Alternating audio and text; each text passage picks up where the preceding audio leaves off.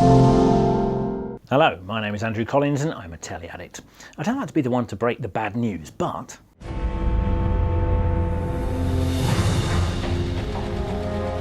that's right, it's war. What is it good for? It's good for the next 4 years and it's exclusive to the BBC. The BBC centenary of the First World War is exploding across all platforms, from TV and radio to podcasts and Twitter, with the aim of providing 2,500 hours of content, including 600 hours of new material through 130 specially commissioned programmes.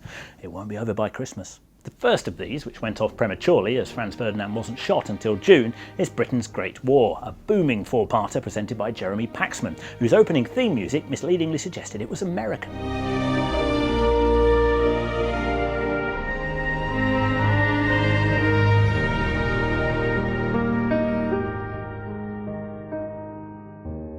In fact, it was a definitively British documentary about a definitively British chapter of definitively British history. That bank holiday weekend, the British people had tried to make the most of the sun. By dressing up in suits, coats and hats, they did things differently then. Now, I love war, culturally and academically speaking, and I've read a lot of books with no pictures in but quite a lot of maps about the main two. But I've learned a lot more besides from these first 2 episodes.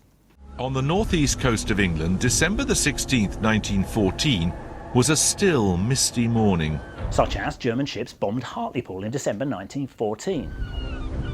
The first signs of anything unusual were the flashes coming from unidentified ships several miles out to sea. I think this had passed me by because the books I've read about the Great War have concentrated on what happened in some corner of a foreign field that will be forever England, rather than England. These programmes focus more on the home front. One family realised what was happening when a German shell fragment struck the house and smashed into the front of the family alarm clock, stopping it forever at 8:03. I too demand that the BBC reruns its 26-part documentary series The Great War from 1964, and I hope they find a space for it sometime before 2018. Like the world at war after it, it used just archive and narration. That's not enough for modern audiences, apparently. We need a tour guide to hold our hand, and a famous one, please, off the telly, to pose and pontificate and generally stand in the way. When Captain Walter Schweiger fired his torpedo from his U-boat, the U-20, he scored a direct hit on the most famous ocean-going liner in the world.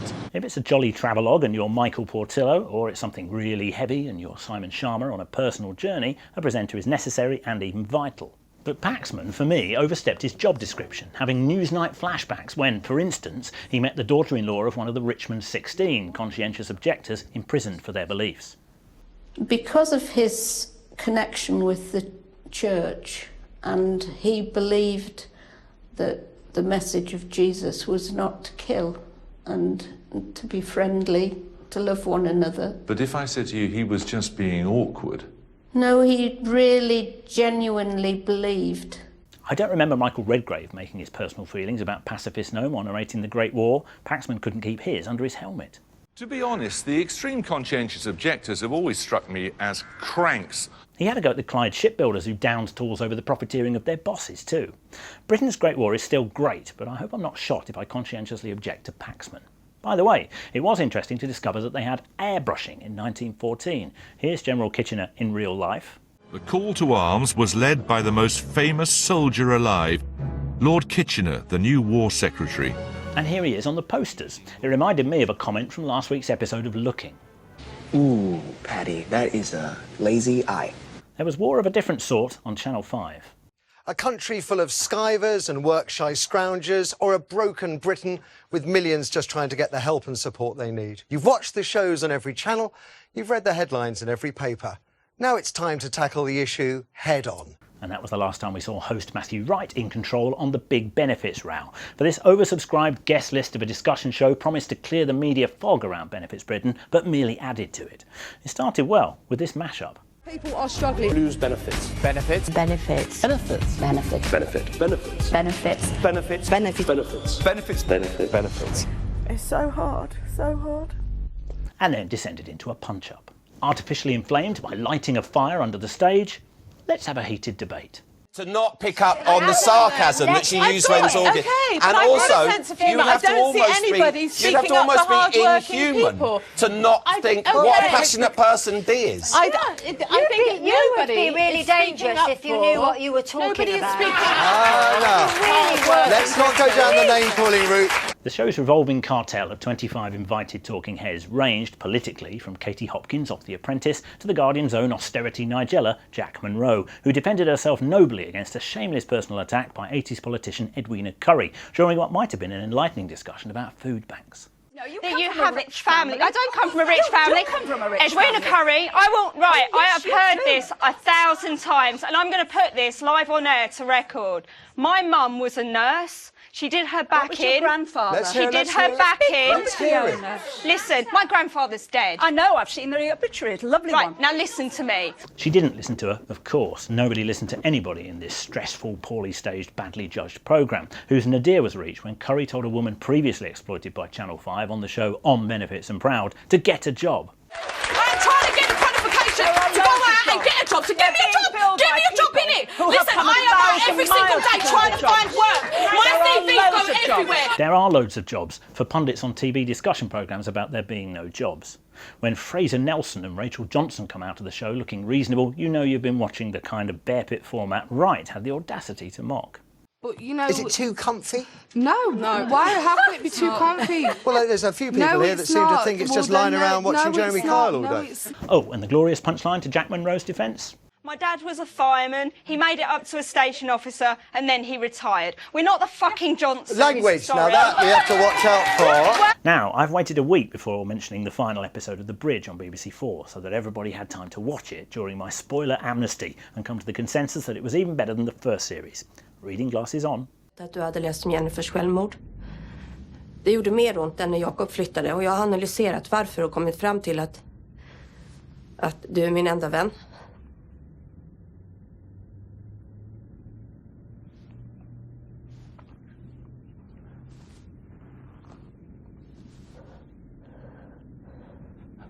Had to let that pause run. It wasn't the complex maritime eco-terrorism incest bucket list whodunit that led us to the end, it was the equally complex relationship between Danish Martin and Swedish Saga. Their conclusion was etched out with subtle precision and in tiny brushstrokes by Kim Bodnia and Sophia Helen. Jag sa att du har en dålig idé att träffa Jens. Jag sa det.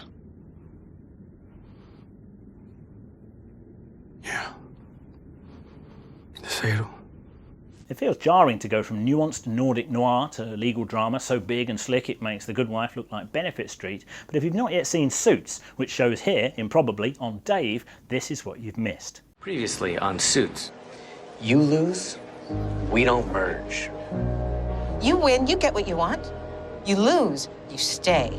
You extend your non-compete, and you get a chance to earn your name on the door. You weren't there. I didn't have to be. Jessica, you don't work for Jessica, you work for me. You're fired. No, he's not. It's a New York law firm that only seems to employ models, except for the boss of the firm they've just merged with, who's from Game of Thrones. And this case is more important to me than just money. Conleth Hill from County Antrim, or Lord Varys from the Seven Kingdoms. Since it began in 2011, Suits has developed into a high-class guest star magnet, which is easier on a Case of the Week show. Here's Catelyn Stark as an oil executive in Ep 1. Don't sugarcoat it, Mr. Spectre. Give it to me straight. Oh right, Michelle Fairley from County Derry. What I've always liked about Suits is that alongside the high-flying litigation storylines, there's always room for a bit of silly office stuff. Lewis, what happened? Oh, I'll tell you what happened. This stupid merger. It's bad enough my vote is worth a third of what it was last week. Now our Uniballs, gone. Our... what? Pens, Donna. The new quartermaster, Barbara L. Tottingham, will not buy us any more Uniballs. There's not one single Uniball in this entire firm. Please stop saying Uniball. No, I will not. Rick Hoffman as Lewis and Sarah Rafferty as Donna, because it's all about the supporting players. Long may it run. Suits plays on the USA network in the States, which seems to mainly show WWE wrestling. I'm a fraud.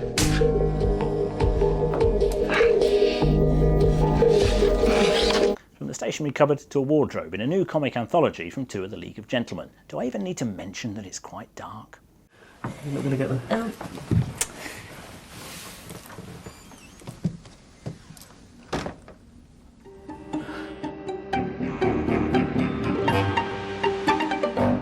Written by Reece Shearsmith and Steve Pemberton, who also appeared in episode 1, Sardines, these standalone chamber pieces each take place behind a door marked 9, where anything can happen as long as it's a bit creepy. I'm in IT. Congratulations, I'm in SHIT, because I got in late last night, didn't I? Stuart, you can do what you like, it doesn't bother me. Oh, I see. You're living together partners. Yeah, I'm queer, dear, get used to it.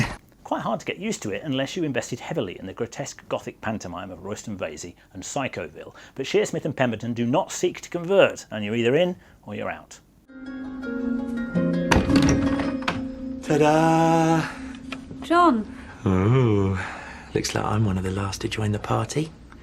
What was actually going on in that wardrobe is anyone's guess, but the writing was tight, the cast illustrious, and while Shearsmith and Pemberton turned it up to 11, some of the other actors were quite subtle. It's like the time and relative dimension in space. TARDIS. Tim Key on excruciating form, and an affectionate reference perhaps to the missing gentleman, Mark Gatiss. I predict a curate's egg. One of the playlists is probably about a curate laying an egg. Your moment of zen this week is also a plug. The Big Melt is a stunning, esoteric collaboration between filmmaker Martin Wallace and musician Jarvis Cocker, a 70-minute mosaic of BFI archive about British steel production, remember that? Under a Sheffield-linked music concerto. A man-made dragon in searing heat swallows the river of iron neat. Flame and fire digest the meal, and iron is turned to steel. No captions, no narrator, and if you've missed it on BBC4, it's on iPlayer until April. Remember, there are loads of jobs.